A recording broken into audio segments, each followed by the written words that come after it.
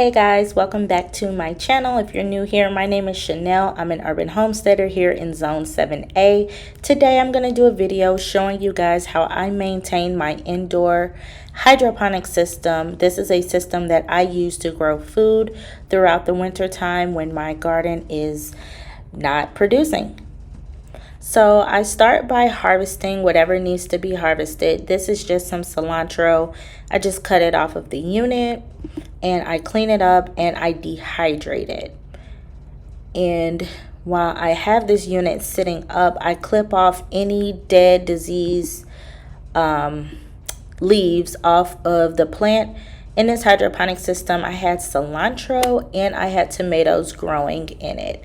So you can see those roots and how healthy they look inside of the system.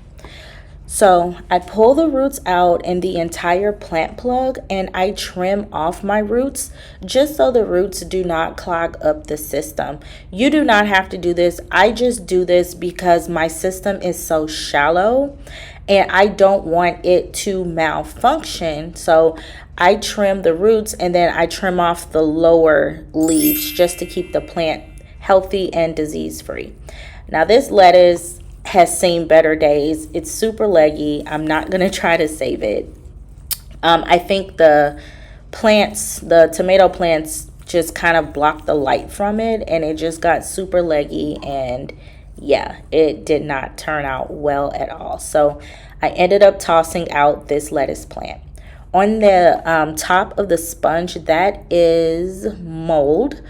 And mold comes from lack of circulation, moist, wet environments, and lighting. So just if you're growing inside one of these hydroponic systems, be mindful to keep a fan blowing on it so that mold doesn't settle in the top of your plants. So about once a month or so, I will empty out my entire system and I will clean it out. That's me dumping out the water in the reservoir, and I will fill up a gallon jug to put fresh water inside of it.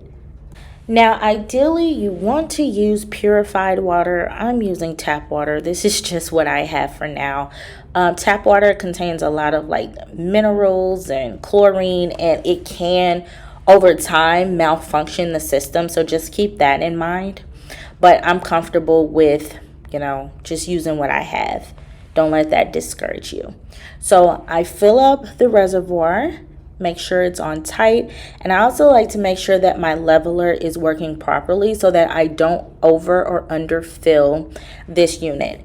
If there isn't enough water inside of your unit and you let it run below the minimum recommended amount, your pump will eventually malfunction and not work. So I'm also going to add some nutrients. These are the nutrients that came with the system. I ended up switching over my nutrients to Fox Farm, and I'll show you guys a picture of it. I did see a difference in my plants when I switched over the nutrients, and the taste was also a lot better. So, of course, do your own research, and each unit is different, but this is just what I'm comfortable with and what worked well for my unit. And I got this unit on a Black Friday sale a couple of years ago from Amazon. I'm not sure if they even still sell it anymore, but it was pretty functional and affordable. So that is it for today's video. I refill my unit once a week with nutrients and I clean it out totally just like I did in this video once a month. Thank you all for hanging out with me, and I'll catch you all in the next one.